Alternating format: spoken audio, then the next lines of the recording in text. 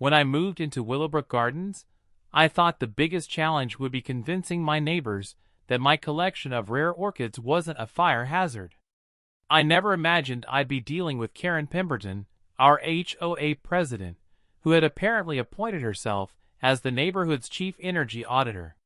Karen had been president for 6 years running, mainly because she was the only person willing to attend every single meeting and argue about mailbox heights for 3 hours straight. The first sign of trouble came on a Tuesday morning when I noticed my electric bill had mysteriously doubled. Being someone who pays attention to details, especially when those details involve my money, I decided to investigate.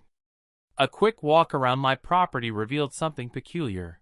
A bright orange extension cord snaking from my outdoor outlet, across the shared fence line, and directly to Karen's pristine white Tesla Model S.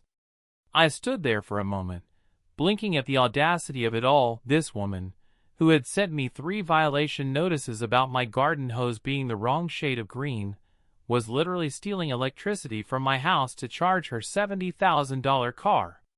I unplugged the cord and knocked on her door, ready for what I assumed would be an embarrassing conversation followed by a quick apology. Karen opened the door wearing her signature pink velour tracksuit and immediately launched into her defense before I could even speak. "Oh, this is about the charging situation," she said, waving her hand dismissively. "I reviewed the HOA bylaws extensively, and there's nothing that specifically prohibits resource sharing between neighbors.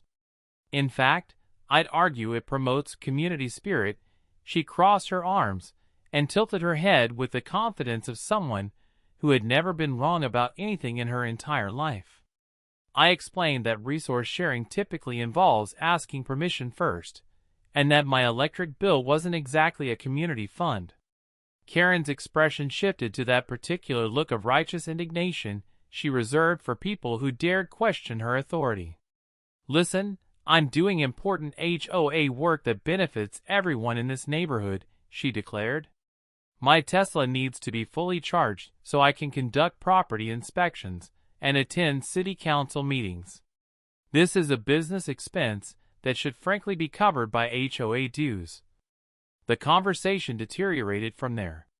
Karen informed me that she had calculated her usage at exactly $12 per month, which she generously offered to pay me, despite her belief that I should be honored to contribute to the smooth operation of our community.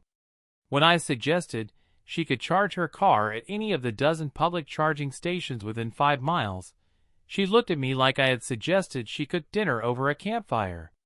2 days later, the orange extension cord reappeared. This time, Karen had run it through a small hole she had drilled in our shared fence, making it less visible but significantly more permanent. I unplugged it again and sent her a polite but firm text message explaining that this arrangement needed to stop immediately. Her response arrived within minutes. Per HOA Regulation Section 15-3, all neighbor disputes must be submitted in writing to the board for mediation. Until this matter is officially resolved, I will continue my current charging schedule. Being someone who had spent 15 years managing complex international supply chains before selling my logistics company, I appreciated a good process. I submitted my complaint to the HOA board in the proper format, complete with photographs, electricity usage data, and a detailed timeline of events. The board meeting was scheduled for the following month, which gave Karen 30 more days of free electricity and the smug satisfaction of knowing she had outmaneuvered me using her own rules. Karen's confidence grew exponentially during those 30 days. She began parking her Tesla at increasingly inconvenient angles, ensuring the charging cord stretched across the maximum portion of my yard. She installed a timer on her charger that somehow made it beep every hour between 10 p.m. and 6 a.m. When I asked her about the beeping, she explained that the timer helped her optimize her charging schedule, and that the noise ordinance didn't technically apply to essential vehicle maintenance equipment. The HOA meeting was exactly as productive as I expected. Karen arrived with a 3-ring binder full of documentation proving that her actions fell into various gray areas of our community guidelines. She had researched property easements, utility sharing agreements, and even found a clause about emergency vehicle access that she claimed made her Tesla's full charge level a safety issue. The other board members, clearly exhausted by 6 years of Karen's presentations, voted to table the issue pending further research into relevant precedents. Karen celebrated her victory by upgrading to a longer, more durable charging cable and installing a small, weather shield to protect the connection point. She also began leaving passive-aggressive notes on my door explaining how much money I was saving on community security by having her fully charged vehicle available for neighborhood patrols. Apparently, her nightly drives past everyone's houses at 11:30 p.m. were a public service, not the creepy surveillance operation they appeared to be. That's when I decided it was time to make some phone calls. Having sold my company to a major international conglomerate, I still maintained relationships with people who specialized in solving complex logistical problems. My first call was to David Shun, a friend who happened to be a senior partner at one of the state's most prestigious environmental law firms. We had worked together on several green energy projects, and he was always interested in cases involving renewable energy disputes. David found Karen's situation fascinating from a legal perspective. After reviewing the H.O.A. documents and local utility regulations, he confirmed what I suspected. Karen was technically committing theft of services, but the amounts were small enough that prosecution would be unlikely. However, he mentioned something interesting about residential solar installations and grid tie regulations that got me thinking about more creative solutions. My second call was to Jennifer Martinez, who ran the solar installation company that had handled my previous home's energy system. Jennifer was excited to discuss the new residential battery storage options that had recently become available, especially the commercial-grade systems typically used by small businesses. She mentioned that the permitting process had been streamlined significantly, and that installations could be completed within 2 weeks for customers with proper documentation. The third call was to my accountant, Robert Kim, who specialized in renewable energy tax credits and business equipment depreciation.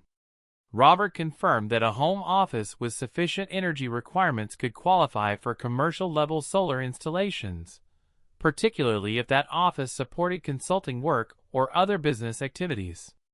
The tax implications were actually quite favorable, especially for systems designed to achieve complete grid independence. 3 weeks later, the installation crew arrived at my house at 7 a.m. sharp. Karen immediately appeared in her yard, clipboard in hand, ready to document what she was certain would be multiple H.O.A. violations. She took photos of the trucks, measured the distance from the panels to property lines, and even tried to interview the workers about their licensing credentials. The crew foreman, a patient man named Miguel, explained that all permits had been properly filed and that the installation met every code requirement. What Karen didn't understand was the scope of what she was witnessing. This wasn't a typical residential solar installation. The system going onto my roof was a 40-kilowatt commercial array designed to power a small office building, complete with a battery storage system capable of running my entire house for 2 weeks without any external power input. The total cost was just over $80,000, which my business consulting income could easily justify, and my tax situation would significantly offset. Karen spent the installation day marching back and forth between her house and mine, occasionally shouting questions about noise ordinances and construction hours. She called the city permitting office twice to verify that my paperwork was legitimate, and even contacted her friend at the electric company to complain about what she termed an unnecessarily large residential installation. Every inquiry confirmed that my system was properly permitted, professionally installed, and completely within all applicable regulations. The real beauty of my plan became apparent when the installation was complete and the system went online.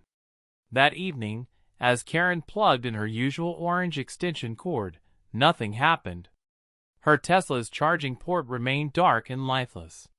She tried different outlets, checked her circuit breakers, and even knocked on my door to ask if I was experiencing any electrical issues. I explained that my house was now completely disconnected from the grid and running entirely on solar power stored in my battery system. "But what about my charging arrangement?" she demanded, her voice reaching that particular pitch she reserved for major neighborhood crises. I reminded her that our arrangement had always been temporary, pending the H.O.A. board's official resolution of her complaint. Since the board had failed to reach a decision, I had decided to resolve the issue myself by eliminating the source of the dispute. My house no longer had any connection to the municipal power grid, which meant there was no longer any electricity for her to borrow. Karen's face cycled through several emotions as she processed this information. First confusion, then anger, then a calculating look as she began working through possible solutions. "This is clearly a violation of the Good Neighbor policy outlined in Section 12 of our community guidelines," she announced. "You're deliberately interfering with established neighborhood practices." She promised to file a formal complaint about my hostile and uncooperative behavior. The next morning brought Karen's first attempt at escalation. She arrived at my door with a printed petition signed by what appeared to be 3 other residents, demanding that I reconnect my house to the grid in the interest of community harmony.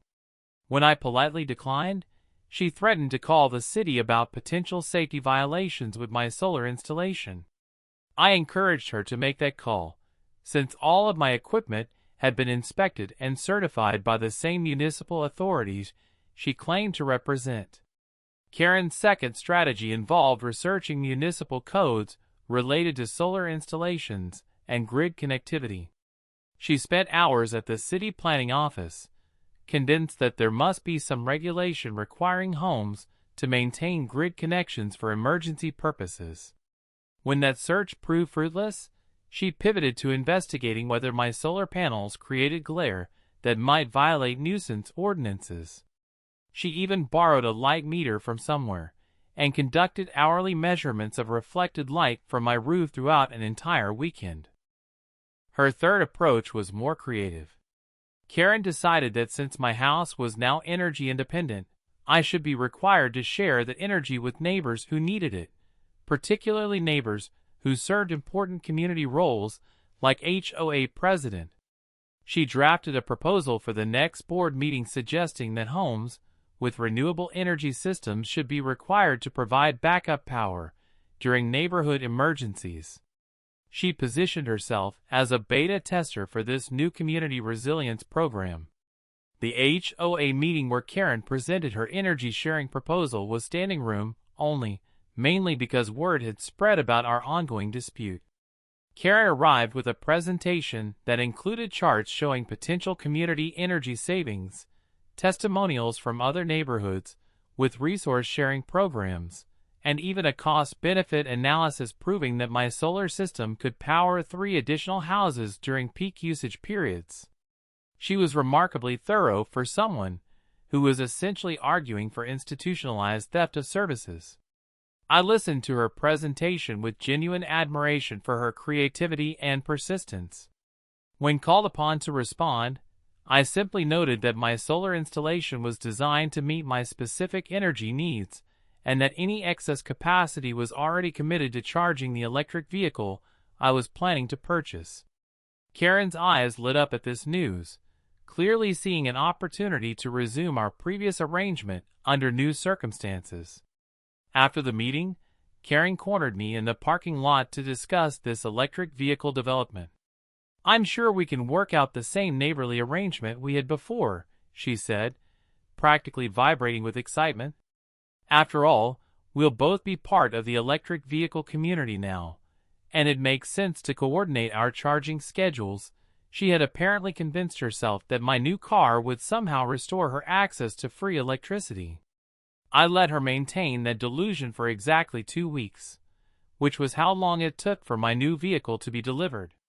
Karen was in her front yard when the transport truck arrived, clearly expecting to see a Tesla or perhaps a BMW electric sedan that would validate her assumptions about our renewed partnership.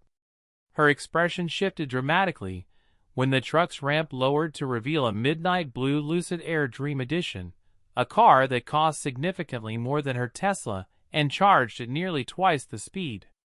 Karen marched over to examine my new vehicle, immediately noting the premium charging port and asking detailed questions about charging requirements and battery capacity. She seemed particularly interested in my charging schedule and whether I planned to charge during peak or off-peak hours. I explained that my solar system was designed to handle the Lucid's charging needs completely, but that I was considering expanding the system to accommodate additional vehicles. Additional vehicles? Karen's voice had that breathless quality she got when she sensed an opportunity. Are you planning to buy more electric cars? I mentioned that I was considering it, since the tax advantages of business vehicle purchases had become quite attractive, and that my current solar capacity could theoretically support several cars if properly managed. Karen immediately began calculating how this might benefit her charging situation. 3 days later, Karen knocked on my door with a formal proposal. She had prepared a detailed document outlining a neighborhood electric vehicle charging cooperative, where residents with charging capabilities would share resources with those who needed them. The proposal included usage schedules, fair payment structures, and even a rotation system for peak charging times. She had clearly spent considerable time developing what amounted to a formalized system for accessing my electricity. I reviewed her proposal with the seriousness it deserved and thanked her for the thorough research. Then I mentioned that her timing was fortuitous, since I had been considering expanding my alternative transportation options. Karen practically glowed with anticipation, clearly imagining herself as the architect of our neighborhood's transformation into an electric vehicle community. I told her I would have an answer about her proposal within the week. That week, I made several more phone calls to my network of former business associates and current consulting clients. The conversations were particularly interesting with Rebecca Thompson, who ran a specialty vehicle leasing company that served government agencies and corporate fleets. Rebecca had access to vehicle types that weren't typically available to individual consumers, including some interesting options designed for specialized applications. She was excited to work with me on what she termed a unique residential deployment. My answer came in the form of a convoy that arrived the following Tuesday morning at exactly 8 a.m. Karen was drinking coffee in her kitchen when the first vehicle turned onto our street, and I watched through my window as her mug froze halfway to her mouth.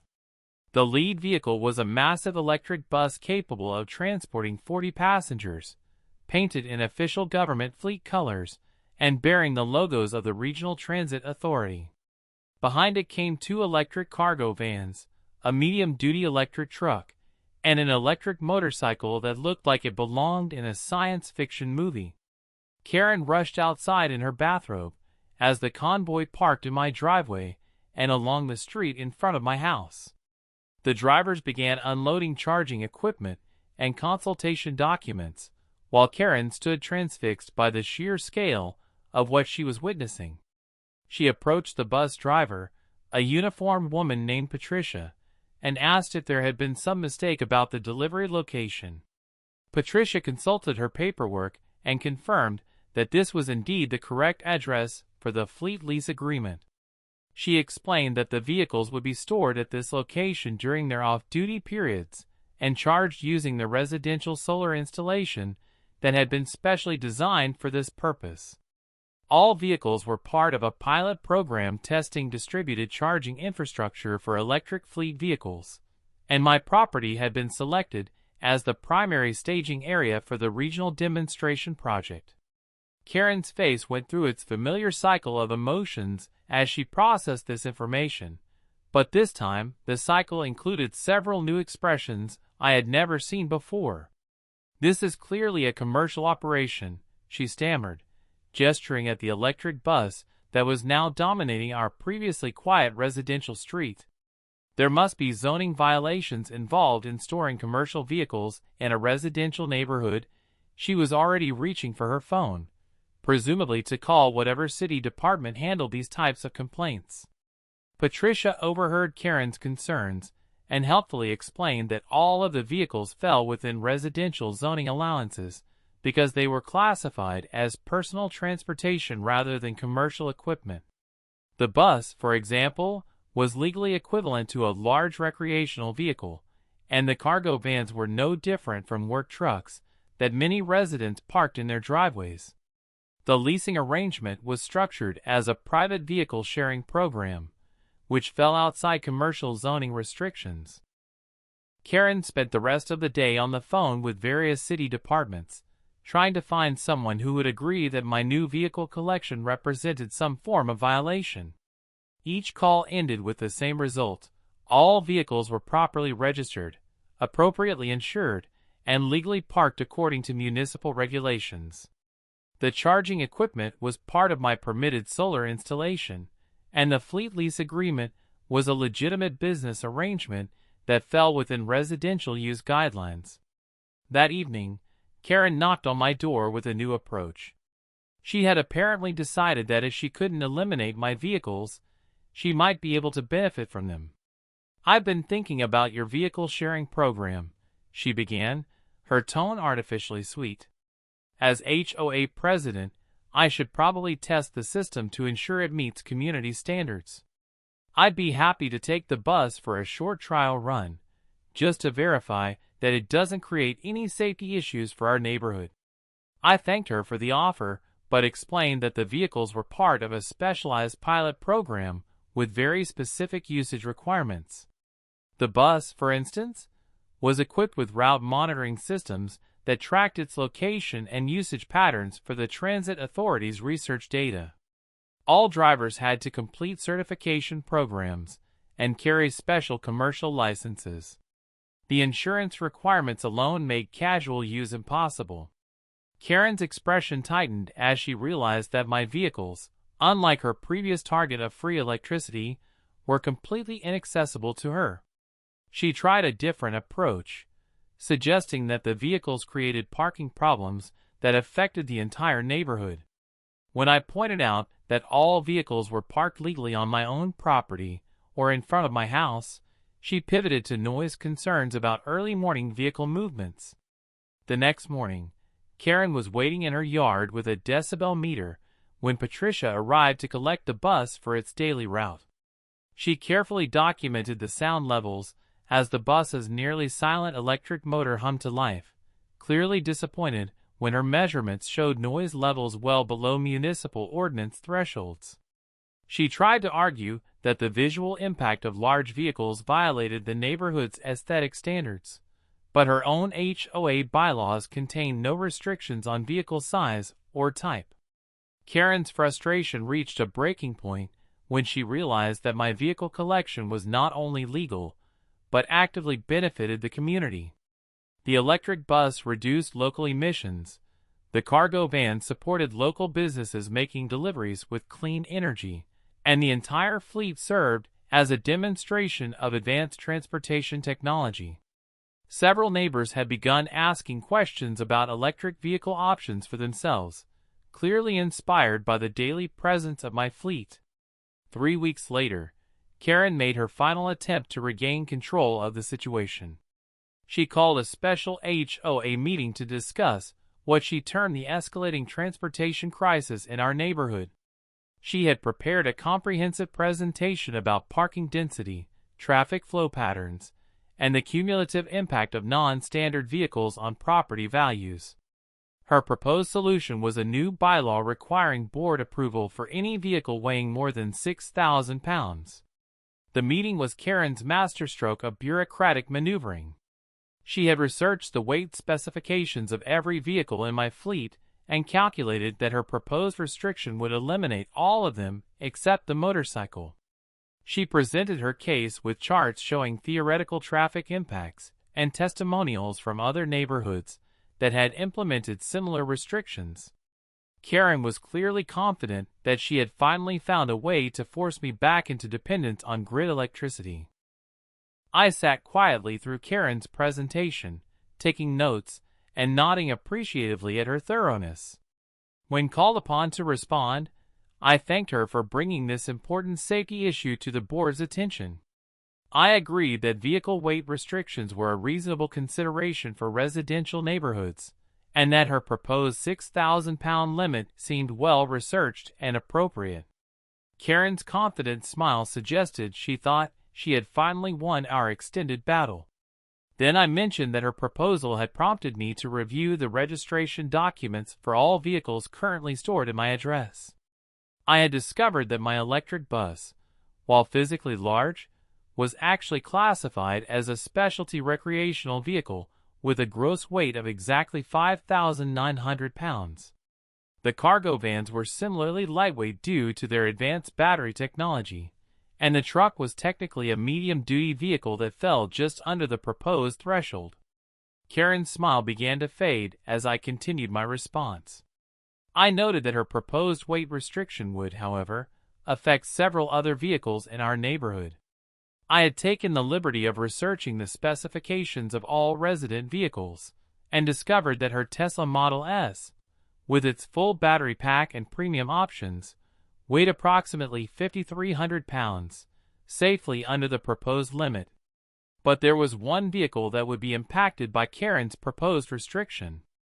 I pulled out my phone and displayed the registration information for Karen's husband's Ford F-350 Super Duty truck, which was parked in their driveway and weighed approximately 8,200 pounds when fully loaded.